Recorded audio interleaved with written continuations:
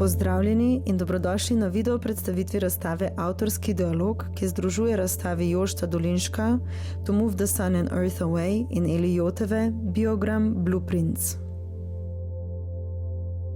V galeriji Photon že nekaj let soočamo po dva ustvarjalca v terminu tako imenovanega avtorskega dialoga. Termin običajno namenjamo ustvarjalcem mlajše in srednje generacije iz regije Srednje in Vzhodne Evrope. Letos je termin dialoga postavljen v kontekst natečaja Drugačni svetovi, ki ga v galeriji organiziramo enkrat letno.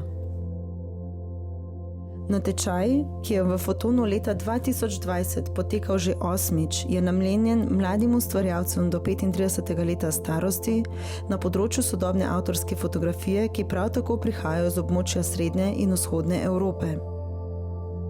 Tokratni dialog sooča dva finalista, in sicer Jošta Dolinška iz Slovenije, zmagovalca leta 2020, in Jotevo z Bolgarije, finalistko leta 2018. Poleg uvrstitve v finalni izbor natečaja jo združuje konceptualen pristop do fotografije in uporaba inovativnih tehničnih rešitev.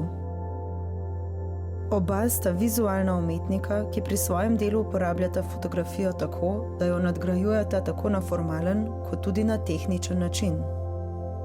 V galeriji Photon se predstavljata vsak v svojem prostoru z dvema samostojnima projektoma. To Move the Sun and Earth Away je zvočni in fotografski projekt, ki se ukvarja z človekovo percepcijo narave, kako jo razumemo, kako varljiva je in kako je vse to zakoreninjeno v naši kulturi. Sam projekt je nastajal med letoma 2019 in 2020. Eden izmed ključnih konceptov te serije so dualizmi. To so, preprosto povedano, so to jasno ločene dve entiteti, ki sta med seboj nezdružljivi. V primeru te serije gre na primer za dualizem med razumom in naravo, ali pa tudi na primer še med dejstvom in fikcijo, ali pa na primer sprejemanjem in zavračanjem dejstev. Celotna razstava je mišljena kot neke vrste percepcijsko igrišče, v katerem mora gledalec aktivno sodelovati in v bistvu raziskovati sama dela, da jih lahko doživi v celoti. Tudi sam zrcala, ki izhajajo iz konceptov dualizmov, gledalcu ponudijo neskončno različne perspektivne dela in na ta način preoprašujem smiselnost dualizmov v naši kulturi. Poleg fotografij so na razstavi vključeni tudi zvočni posnetki. Ti izhajajo iz samih posnetkov narave, ki so bili ustvarjeni tekom razvijanja projekta. Te posnetke pa sem kasneje računalniško obdelal, nato pa so nastale te kompozicije, v katerih je v bistvu neka mešanica med zvoki narave in umetno ustvarjenimi zvoki, s katerimi se tudi pokaže nek dualizem med računalniškim in naravnim. V zadnjem času se mogoče malo več ukvarjam s samim fotografijo kot skulpturo oziroma kot nekakšen objekt subliminalen, ki nam neposredno ne da vseh informacij, zato je potrebna tudi angažma samih gledalcev. S tem, ko v bistvu aktiviramo gledalca, publiko, verjamem, da tudi lahko povečamo sam vpliv umetniškega dela in na ta način v bistvu bolje razširimo samo idejo serije.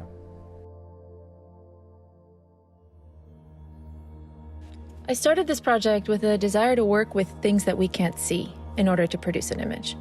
I've always been really interested in the light spectrum, especially how subtle frequencies that are not directly perceivable to us can actually affect us.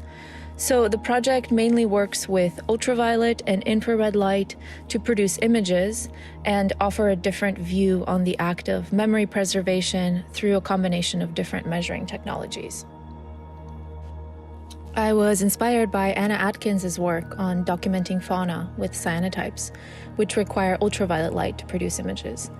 She was not only the first woman photographer to produce a book, but her work was also used by botanists to study the structures of plants. Her images, however, are two-dimensional. She made them by placing plants directly on the chemically treated paper. And I thought it would be really interesting to combine this first photographic imaging process with the most contemporary one, especially with the emergence of 3D scanning technologies and the use of the infrared end of the invisible light spectrum to compute spatial dimensions of an object. This is a contemporary technology that is used in our smartphone devices for facial recognition, and it works by blasting an array of infrared points and measuring the time of flight of their return back to the sensor. So in my project, I start by 3D scanning 5 living plants with a LiDAR scanner, which allows me to produce a 3-dimensional point cloud data of each plant. And after that, after the 3D scanning of the plants, I use a virtual camera in a software called Houdini to photograph the data points of each plant from different angles. And then I collage them all together into one single image to make large-scale contact negatives for the cyanotypes. The process of making the composition for the negatives is very intuitive. I use virtual photographs of the same plant and compose them together into one plane. I was really interested in how I can most efficiently collapse a 3-dimensional object into a 2-dimensional space in order to reimagine how we capture and perceive images. And at the time, I was thinking a lot about the relationship of image making to the preservation and recall of a memory.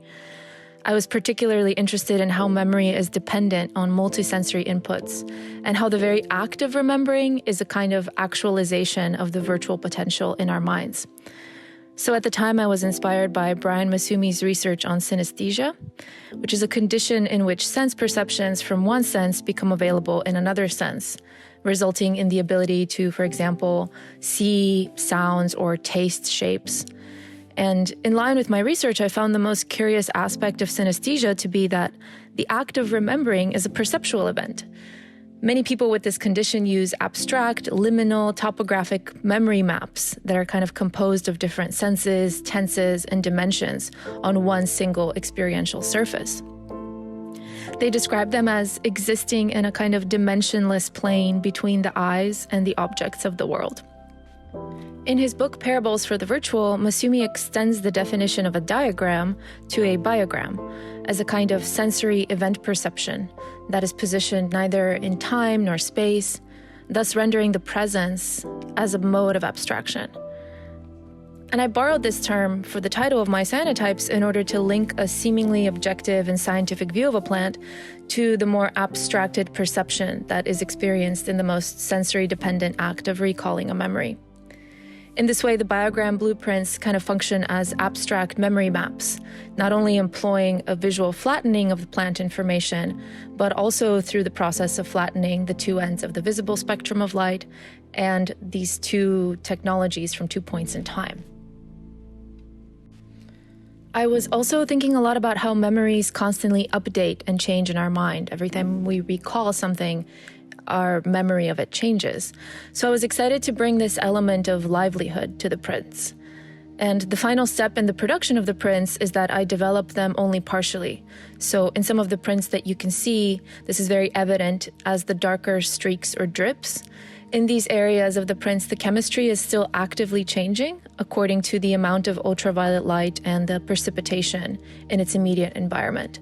And this was really important for me because I want the prints to have a sense of being alive in the present moment and constantly changing in relationship to the space there. In the show at Photon Gallery, you can also see an accompanying light installation, which presents the data points of the 5 3D scanned plants. The installation is a rear projection onto a suspended disc, and it shows the 3-dimensional data points of these plants in a kind of animated, constant fluctuation, slowly morphing in and out of each other. It's called zero-point field, which was inspired by a phenomenon in quantum physics, where scientists are able to measure subatomic field fluctuations, even in conditions below absolute 0 degrees.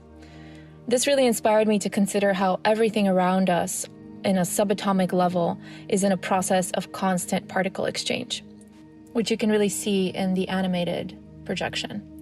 And in the installation, the light is projected through a diffraction grating commonly used in other quantum physics experiments. But its function in the piece is to split the white light into a full visible spectrum and kind of further expand the viewer's perception into what is not seemingly visible to their eyes.